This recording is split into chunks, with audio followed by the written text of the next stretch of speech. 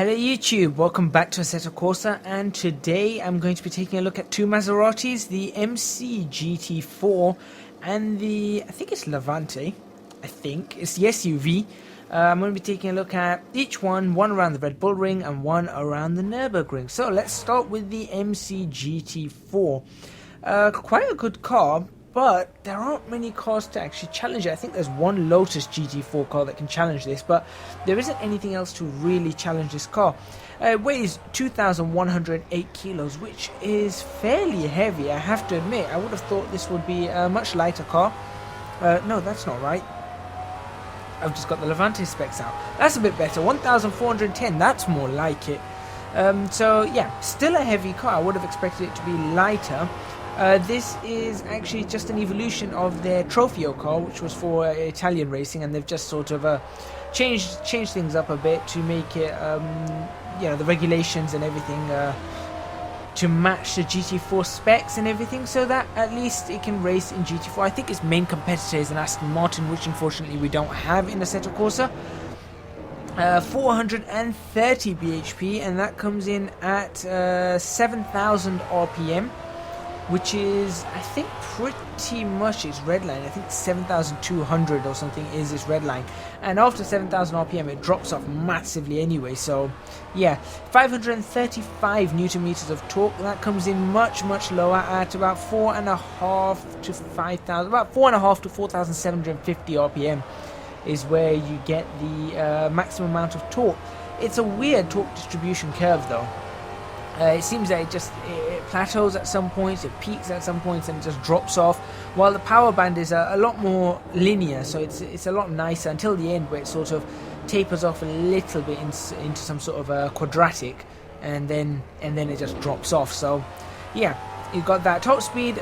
Naturally, these cars can be changed around with their gearing and stuff, so there's no real top speed to this. You'll probably see me get it up to about 140 or something, I think, on this track, or thereabouts. And same with 0 to 60, you can't really talk much about the 0 to 60. I believe 10 teams put in an order for this before the season, GT4 season started. So December 2015, I think there'd be 10 teams that had put in orders for this particular model. It's quite a nice car, I have to admit, and it's a 4.7 litre V8 engine, which is what powers it. So you can hear that V8. It's quite nice, and I like cars that are powered by V8 engines. I must say, 4.7 litres, that's sort of typical Maserati. Maserati like to have their big engines, yeah, it's quite good. I mean, 430 bhp is because of the regulations. I think this thing could do 490 or something. The actual engine could do about 490, but you have to, regulations always change things around, which makes sense. I mean, if you think about it, the GT3 regulations, a lot of the GT3 cars are faster in real life than they are in GT3. But there you go. 6-speed sequential gearbox, which is quite nice. Paddle shifters. It's quite seamless when you're changing gear. I did like it. I think that this is an absolutely fantastic car. I just wish we had more GT4 cars, just 2 or 3 more GT4 cars to compete with this. This is genuinely a fantastic car, and I was surprised because I didn't think that there'd be, I didn't think this car would be that good, but it is. It's not as grippy as I thought it would be, though. It only has one tyre set available. That's the hard tyres, slick hards. So naturally, you do get more oversteer. I wasn't too used to the gearings. I think third gear was a bit too short, so I was shifting down, especially in the first corner. I kept shifting down to second because I just felt like third gear it just didn't have enough power, but apparently it did. So yeah, second gear is good for this. The Nico Rosberg corner, second gear is fine for that. The display inside, I suppose it's simple, effective, it looks okay. It's got all the information that you need. You don't need too much information there. And I'll talk a bit more about the physics in a bit, but let's just talk about, obviously, the modelling and the texturing. I do love how this car looks as I understeer off. I really like how this car looks. I think Maseratis have this very edgy styling, and I do like the edgy styling of Maseratis. Backlights, front lights, the works. It's really nice. Very rarely do you get a Maserati that looks odd, and so yeah, I kind of like it. I like the nice big rear wing at the back. Everything makes it look like a proper race car. You know, the scoops, the wings, the what do you call it? The wheel arches, flared wheel arches, and all those things. As you can see, I'm going off a few times here, and I think I will go off a couple more times, just getting used to the car, because it is, like I said, not as grippy as I thought it would be. But moving on to sounds, well, we said it's modeled and textured fine. Sounds surprisingly nice. There have been a few real stinkers in Assetto Corsa over the past few months with the sounds, where some of them just don't sound how they should, or they sound a bit odd, or they seem to be missing sounds or things like that. This sounds really, really good. I think the Maseratis, it just sounds nice. It really does sound nice, and I would like to see a road going version of the manual road going version of this car. I would really like to see that. It had that. They had it in Gran Turismo. The MC GT, is it a GTS or something? I don't know. They had that in Gran Turismo, and it was a really, really nice drive.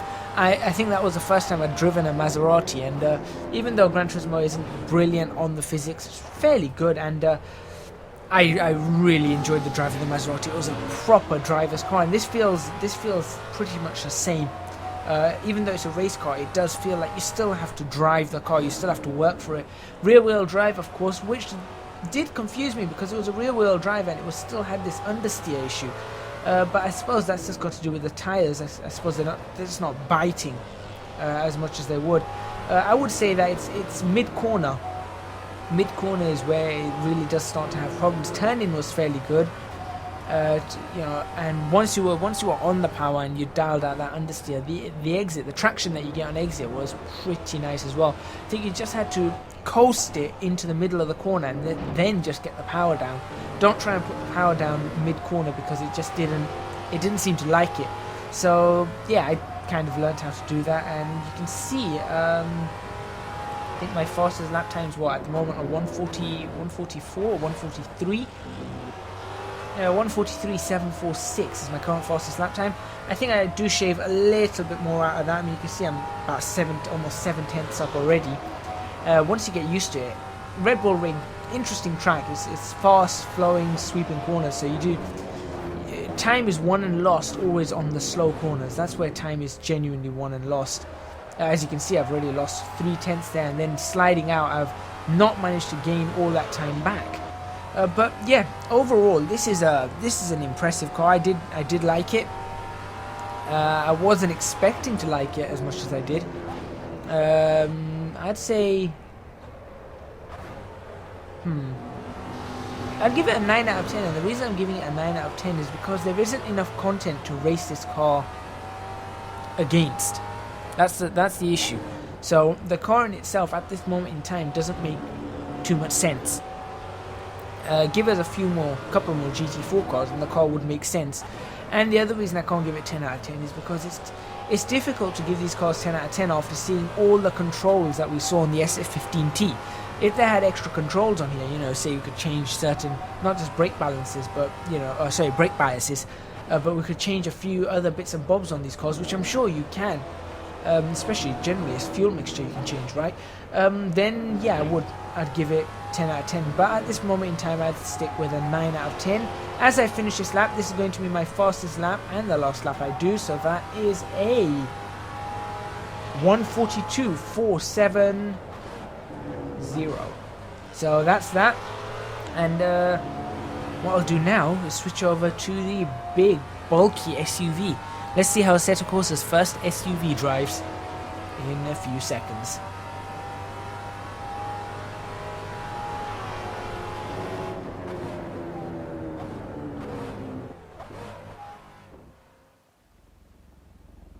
Alright, so here we go. We've gone from Austria to Germany, and we are in this SUV. I'm just gonna top up a bit of fuel because I don't know how much fuel this car drinks. And here we go. First things first. you're just so high up. It was so strange to be this high up in... I mean, yes, I play Euro Truck Simulator, and I've been high up in lorries there, a lot higher than this. But this is... I've never been this high up in a car before, or driven a car this high up. And it feels so strange. Immediately you know it's a Maserati because you've got that strange center clock. You can see the clock on the dash in the middle. The MC GT4 car actually has the area where the clock used to be, and they've just sort of taken it out. So that's one of the hallmarks of Maserati. I think all Maseratis have these round clocks in them somewhere on the center console, whether it's on the dash or further down. This car is the one that weighs 2,108 kilos, which is heavy, but I don't know whether that's too heavy for an SUV. I think it puts on the average size for an SUV. I mean, it's not a huge SUV. It's fairly wide and fairly long. I think it's 5 meters long and 2.1 meters wide or something. So it is big, but I don't think it's like the biggest SUV you've ever seen. I think Range Rovers still are bigger. I think this is probably more on the Audi Q7. I'd say maybe the Audi Q7, slightly smaller than Audi Q7 possibly. Porsche, is it Cayman? No, Cayenne. Porsche Cayenne. Those kind of... I think that's the kind of cars it competes against. BMW X5, stuff like that is what I think this car is particularly there to compete against. It comes in two variants. There's a diesel and a petrol. This one's only the petrol. Both V6 as I go off. Both V6 engines. And the petrol actually produces 424 bhp, which is really nice, and that comes in at around 6,000, I think. 6,000 RPM is where it comes around, and you can see that the red line starts around 6,000 RPM. You can just see it as I'm moving the steering wheel. I think it is just at 6,000 RPM where the thing starts going into the red on the tack. I think 7,000 is probably its maximum. Let's find out. 6.5 seems to be its maximum amount. And anyway, after 6,000 it drops off just like the MC GT4 car. It just drops off absolutely dramatically. You lose about 100 bhp within the space of 1,000 RPM. So yeah, you know, it's one of those things that you really need to know where the maximum amount of power is for your cars. But this is an SUV. This is Assetto Corsa's first SUV. So it's interesting to see how they've done on this. I think this has actually worked in collaboration with Maserati. Maserati wanted some sort of simulator or something to show off their SUV, and they chose Assetto Corsa. So well done, kudos for that. 580 Newton meters of torque, and this is pretty impressive because at zero, obviously you don't get anything. But you get about 300 Newton meters of torque at 1,000 RPM. Once you get up to 1,700 RPM, you've got the full 580 Newton meters of torque, and that band stays flat all the way until 5,000 RPM. So between 1,750-ish to 5,000 RPM, you have 580 Newton meters of torque. So this car can pull, and it is one of the hallmarks of an SUV, that you have that kind of torque band, because you do need to be able to pull, especially on hills. SUVs generally are used for going off-roading, so you need to be able to make sure that you can pull heavy loads, get through, you've got the traction up steep inclines, things like that. You want to be able to have that torque at the lower RPM so you don't spin up your tires and so on and so forth. Top speed, again, I don't know for this, but it does have a 0 to 62 miles an hour of 5.2 seconds. I think it's 5.2 seconds or 5 seconds or thereabouts. So it's a pretty nifty car. I think that puts it as one of the fastest SUVs that there are around at the moment. And you can pick this up for, well, I think in the UK you've only got the diesel model, which is quite underpowered, I think, in my opinion, compared to this anyway. And it's about 50 to 55 grand or something. So this one's probably about 60. You're probably looking about £60,000 or $80,000, somewhere around that figure. Someone wanted me to say it in euros. I suppose it's about If it's 50,000, 60,000, about 60, probably about 66,000 euros or something, $75,000, somewhere around that figure. I don't know my conversion rates off the top of my head. They change daily. They're annoying. I don't like them. Why can't everyone in the world just use the pound? It works. Or let's go back to shillings. Yeah, no one will know anything. God, shillings, tuppence, all of them, so confusing. So confusing. Anyway, back to this car. It's a very, very nice car. I mean, it's got outstanding. It's supposed to have outstanding on-road and off-road capabilities. So it's impressive, because on the road it drives like a normal Maserati, which is supposed to have, you know, they have fantastic on-road capabilities. Apart from their gearboxes, some of their gearboxes are really dodgy. And off-road, it's obviously, because it's an SUV, it needs to have brilliant off-road performance and rides. It's well decked inside. I think it's well decked out inside. Everything looks very, very fancy but sporty at the same time. So you've got leather everywhere, nice luxury style colors, you know, the beiges and the browns, but you've also got bits of carbon fiber and things like that. So it does have that sporty look. And as you can see, I'm sliding it ever so slightly around corners, which is pretty nice. Now obviously it's got four-wheel drive, and it's got these electronic suspension. I'm not a fan of electronic suspension, but you know, controlled dampening, air springs, all those kind of things. It makes the car a little bit floaty, in my opinion. It just makes it a little bit floaty to drive. Obviously it's an SUV, so it has a fair amount of body roll. It does have, this is four-wheel drive, it has the understeer. And even with this in its manual mode with the Triptronic paddle shifted gearboxes, it does feel, it's nice to drive, but it does feel just a little bit floaty around corners. There you can see the body roll on it. It's not massive. It's decent body roll, but it is there, and I was not really too much of a fan of it. That being said, I think in Assetto Corsa they modeled and textured it beautifully. It does look amazing. I think it's one of the nicest looking SUVs around. Very edgy, aggressive styling, typical of Maserati, but it works on an SUV, and I think that's just something, a testament to the design. It is impressive as an SUV. I think it is very, very impressive. I don't think practically. I think in terms of a practical sense, I think the rear window's a bit small to look out the back of, and yeah, there is that. And as I slide it off, and as you can see, it does bite. It does have grip, and that did surprise me a bit. So I hit the wall there with the Encore barrier. What else about this car? Sounds surprisingly good. I must admit, I wasn't expecting much from this SUV, but it sounds nice, both to inside and out. Inside it sounds muffled, very, you know, they're hiding all the noise because it's an SUV. You want a nice comfortable ride, not too much rattling or, you know, engine noise or anything like that, exhaust notes. But from the outside you really do hear the V6, and that did impress me. That really did impress me. I think it's one of the better sounding cars of the Red Pack. Is it one of the better sounding cars overall in the Assetto Corsa? Maybe not, but it's definitely up there. It sounds better than a number of cars, especially those that haven't been completely updated or reworked yet. But overall, it's a nice car. It's a nice car, and it was an enjoyable drive. I have to admit, it was an enjoyable drive. As I come up to the end of my lap on this Nordschleife track, I do love the Green Hell. It's a lovely place to test cars. Yeah, it does make them a bit sporty, but it is a lovely place to test cars. This and Lake Louise, definitely lovely place to test cars. This car, I have to again I've got to give it a 9 out of 10. I don't like SUVs. That's my personal opinion. I just don't like SUVs. I don't like. I like cars that you can feel more of the road, closer to the road, more connected.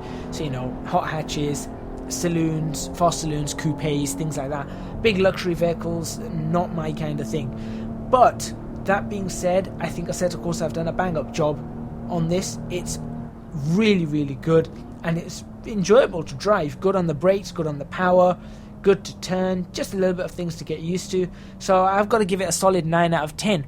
Well done, Assetto Corsa, and I'm sure Maserati are very, very happy with this as I pull into the pit. So that's where I'm going to end this episode. Thank you very much for watching. Please remember to hit the like button if you like this video, subscribe to our channel for more videos on Assetto Corsa, leave a comment in the comments box below, and do check out my Patreon scheme which is links are in the description box below as I try and pull up, but I'm not very good with this automatic clutch. Thank you very much for watching, and I hope to see you guys next week.